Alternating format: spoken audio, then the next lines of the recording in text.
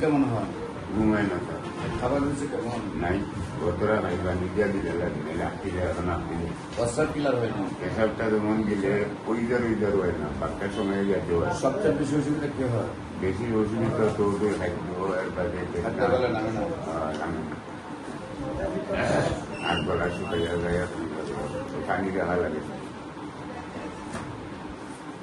আর তোলা দুটা বেঁধে যায়। এমনি তো ঠান্ডা কিছু করলে দুইও হাত তোলা তোরা কি বাড়া রাখ ফ্যানের তো ঘুমায় না।